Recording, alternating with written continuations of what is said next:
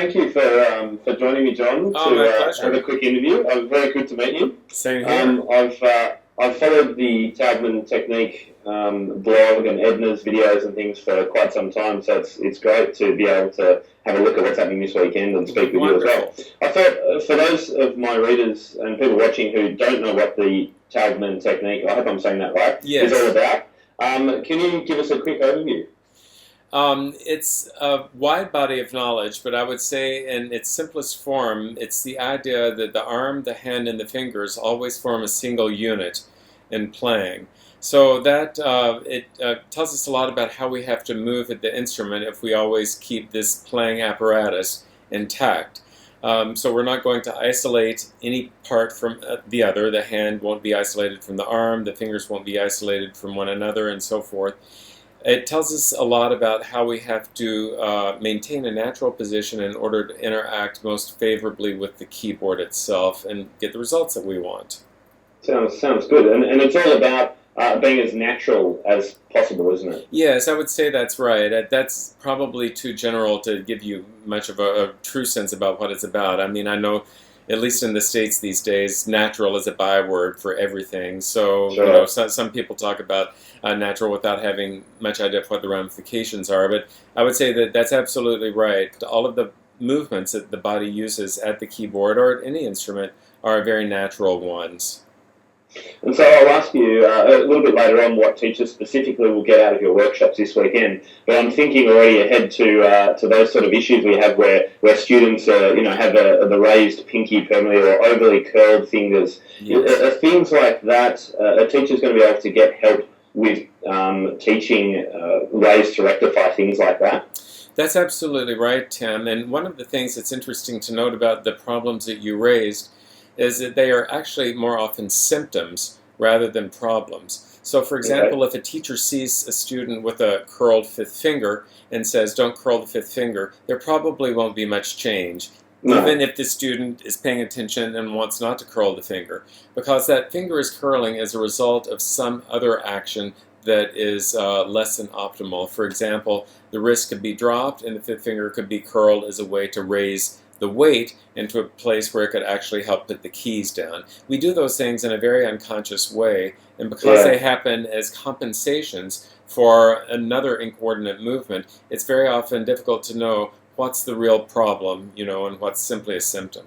Good. I look forward to hearing more about that. Very good. And how did you come to be involved in this technique? A friend of mine had actually started taking lessons from Taubman. This was many years ago, and I was always a very tight player.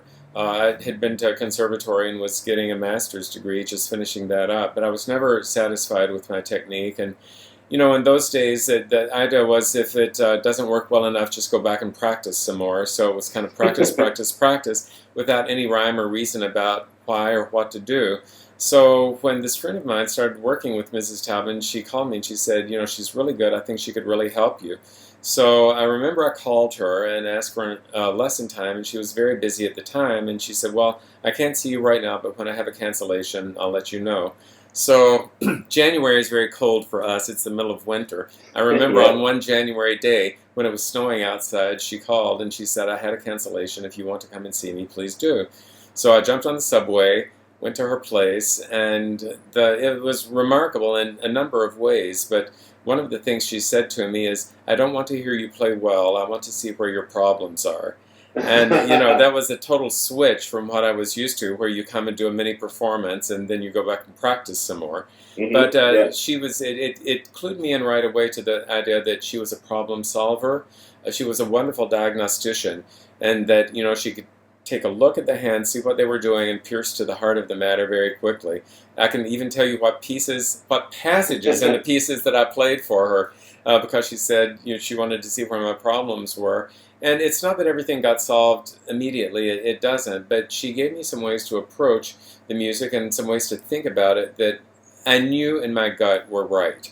And I was hooked after that first lesson. I never looked back after that because I thought it was unlike any other piano lesson I had had, and that she was truly interested in solving problems. And she gave me the idea that problems could be solved, which was kind of different from other teachers, and that more practice was always a solution, but it was a solution that wasn't really a solution. No, that's right, and was probably making things worse potentially. Very often, very often. I've seen a number of her videos on YouTube, and they are amazingly inspiring. Yes, and I gather this led you to work with Edna, I assume it is, to develop the institute. Is that right? That's right. Yes. So, can you tell me about what the Golansky Institute does? Well, the Golansky Institute, we say that we're the premier center for the teaching of the Taubman approach. And when we formed the Institute, we were really interested in a more global outreach. We felt like it was important to train teachers to teach this approach all around the world. When Taubman started, she didn't start with the idea that she was going to be famous in the annals of piano pedagogy, and she didn't have any other idea in mind except that she wanted her students to play well. And so she developed a reputation pretty early in her career as someone who could solve problems and get her students to play well. And as a result, she had many people who were working in the New York conservatories come to her kind of as the underground teacher. So she was helping people on a pretty high level, but it was all a contained little world. And, at a certain point we realized that this is really explosive information and that there had to be some way to promote it and get it out there into a wider sphere, because it could be helpful to so many people, not only the piano with other instruments and other daily activities like using the computer, for example, or driving a car. The same principles are going to apply. So that was one of our main missions with the Golansky Institute, is just to have an outreach to a much wider sphere, and I think that we've done that. Therese has been a real mainstay in Brisbane, and she's a wonderful teacher in her own right and has become an expert over the time that she's been involved. So, we feel like the global outreach is actually working, and here in Australia there's proof of it. Definitely, yeah, and indeed, I don't know if she told you, but she helped me when I was having some issues. All right. When I was preparing for my diploma and having some issues in a Beethoven passage, a bit of pain in my right hand. And, very good. She was able to solve it very quickly. So yes. Another reason why I'm a big fan. All right. And I understand that some teachers in Australia are being trained to train other teachers. I think Therese is in that category. That's right. One of the things that was very important to us in the Golansky Institute was to set up a teacher training program. And, it's always hard to get something on its feet the first time. So, we had lots of meetings and lots of talking and lots of committees. But what we did in the end was we came up with a protocol for helping teachers learn how to teach. And, Mrs. Taubman always felt that anyone who wanted to play the piano should be able to play the piano well. And we thought also at the Golansky Institute that anybody who wants to teach can be trained to teach well. It's just a question of knowledge. And, if the right knowledge is available, it can go into anybody's head and anybody's hands. So we've had a pretty successful run with training teachers, and I'm thrilled that we have a couple of people in Australia who are involved in the teacher training program. And, it's also very gratifying to see their students over time, because it's such a complicated pursuit, and it's something that one gets better at with practice. And I've seen such growth in the teachers here that it makes me feel very proud to be a part of it. Absolutely, yeah. So let's move on to specifically this weekend. Yes. I think one of the questions people will have is, I've been teaching for many years. I've got my method, my how I teach technique. It's all sorted out. So what can I get out of this weekend, specifically for teachers and students for that matter? Sure. I think sometimes it's very confronting for people to have been doing something for a long time and then be faced with the fact that there's more information out there, or maybe something I didn't know about. And we completely want to get rid of that, any feeling of confrontation this weekend. We would like for people to come and simply be open to hearing information. I would say that, one can delve as deeply as one wants into this body of knowledge. There will be principles that we'll explain that will be very, very simple and easy to take home and transfer to students or talk about with students. For example, talking about the seat height can make a huge difference in people's playing even before you talk about the hands. Talking about alignment issues can make a huge difference before you talk about the hands. Just getting rid of some of the potential problems that, or some of the potential issues that cause problems at the piano. So, what makes it the most fun for people who are venturing out to this workshop. It's just to come with an open mind, see what's there for them, and it's if there's more interest in following up, great, and if there's not, then we hope it's going to be a fun weekend for everyone.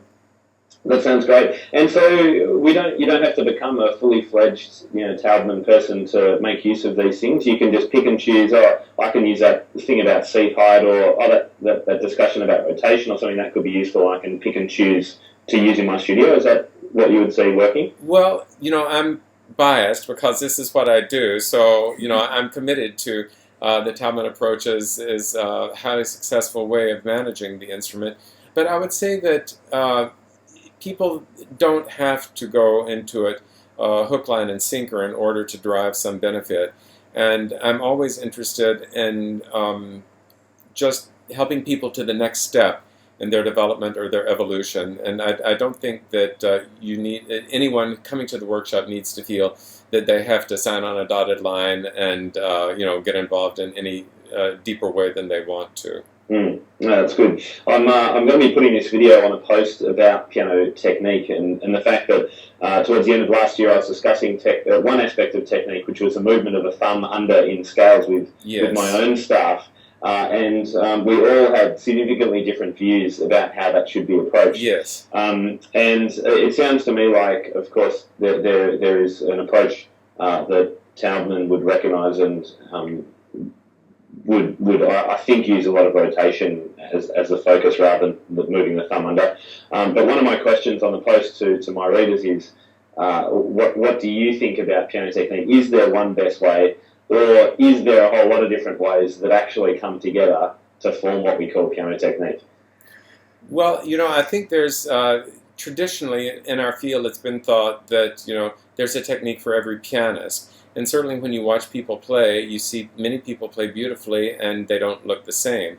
I think, though, that some people play in spite of their techniques rather than because of their techniques.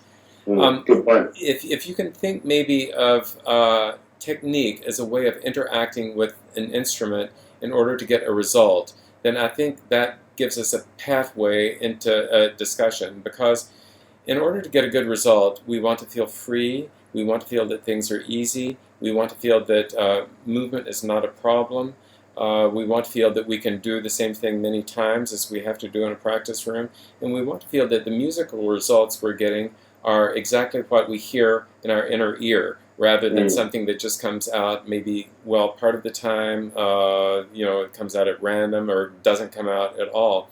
So for me, technique becomes not so much, you have to do this and you have to do that, but it becomes a way of interacting with the instrument in order to get the desired result. And I think if you think of technique in that way, then you eliminate the idea that it has to be this or it has to be that. There's an efficient way of moving in everyday life. If you can think of that, think of the best way to walk down the street, for example. Okay, how are you most comfortable doing that? How do you feel that you can do that in a way that you can repeat, that you won't get tired, that kind of thing? In any accustomed task that involves repetition, there's going to be some kinds of movement that will be inhibiting, some kinds of movement that will restrict freedom. Then there will be other kinds of movement that will promote freedom and promote ease and feel like you can do those things over and over without getting into any kind of trouble or getting tired unnecessarily. So that's the way I tend to think of technique, not as you must do this, you must do that, but simply how do you interact most efficiently with the instrument. And of course, it's all very different for every student, and the different hand shapes, all that kind of stuff. Well, all that has to be considered anyway. Well, we have different sizes of hands and different shapes, but the human hand is, it does have common properties all across the board. For example, everybody's thumb is the shortest finger. Everybody's third finger is the longest finger. And if I could just, to take a brief little excursion, if you can have your viewers move their fingers in their natural position and compare that to moving their fingers in a stretched position, you'll find that there's, for every human, an easier time moving the fingers in their natural position rather than moving the fingers stretched. So even though we're different shapes and sizes on the outside, the physiology of how we move is the same for all of us. And it's wonderful because we can extrapolate principles of movement that will go across the board. And that's one reason that technique can be communicated from one person to another, and it doesn't just depend on what your hand size is like, or what the look is like. The hands will behave in a predictable way.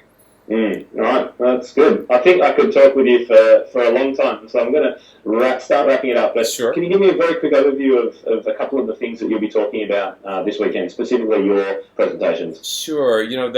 First of all, I would just like to say that it's a collaborative approach this weekend, and there'll be a number of speakers, and the offering will be rich, so there's going to be a smorgasbord.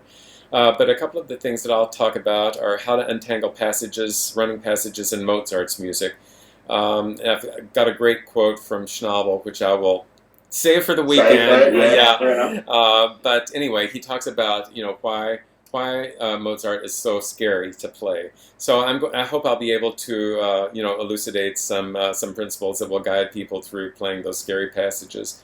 I could definitely do with help there. Yeah, well, all of us. I'll also be talking about arpeggios, and you're going to get a discussion of the thumb and its role in arpeggios, which will apply to scales just as well.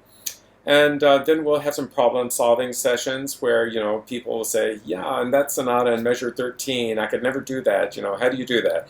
And come to the keyboard, and we'll see if we can make some headway just solving problems for people. One of the things, of course, not everybody has the same problems in every piece, but there are predictable places where people have problems. And so, if your neighbor has a problem, or if you have a problem, your neighbor is likely to have a problem. And I think that people can get, we'll find that those sessions are interesting even if they're not participating at the keyboard themselves. Great. And I see that we're going to cross live to Edna for a session about the Chopin etudes, which I think will interest just about every teacher. I think so. It's one of those grand, amazing works that everyone finds technically difficult. So is she going to be? I'm not sure if you know what she's going to be talking about, but is she pulling apart specific pieces or parts of etudes? Do you expect? I believe she's doing the Ocean Etude, Opus 25, number 12, and then going backwards. So, but I can tell you that whatever she has to say, it will be fascinating and illuminating. Yeah, so it's a must-see session. Absolutely, that's great. Okay, well, and as a final little summary, I think one of the best things about this whole workshop is that it's going to be available online. So it's wonderful, you don't have to be there in the room with you. And I think online training is a way of the future for piano teachers. So we're spread so far apart, we work so hard. I think being able to do it from your living room is fantastic. So can you just explain how that works for people? Would they be able to download things, or do they log in and watch? Do you know how that works? Or maybe Teresa, if she's there, can help? Yes, sure. People will be contacted once they've registered for the workshop, and I believe that the downloads will be available for the next 2 months. Yeah. So, there'll be plenty of time to see the information and to see it repeatedly. And if I can just plug, the Skype idea, or the long-distance learning idea before we go, 5 years ago, I never would have thought that it would have worked. And I'm not so old-fashioned that I'm not willing to try new things. I just thought that kind of long-distance thing would be too limiting. You only have one view or possibly two views if someone has a sophisticated setup. The sound isn't so good over Skype sometimes. But I've been enormously surprised and gratified at how well Skype works. It's second best. An in-person lesson is always the best thing, but for many people it's not practical because of distance or because of other commitments, and Skype lessons work surprisingly well. So it's to say that if people are interested in this approach and would like some kind of follow-up, we have a wonderful teacher here in Australia, we have other teachers, and it's just a click of a mouse away. Absolutely, yeah. I'll leave a link to the relevant websites below the video for you. Very good. And I'm also pleased to say that for readers of my blog, there is a discount being applied, and readers will be able to find out about that on the event page, which I'll also link to. So, John, thank you so much for your time. It's been great speaking with you, and I hope it all goes well on the weekend. A pleasure, Tim, and I look forward to meeting you at some point. Thank you. See ya. Bye-bye.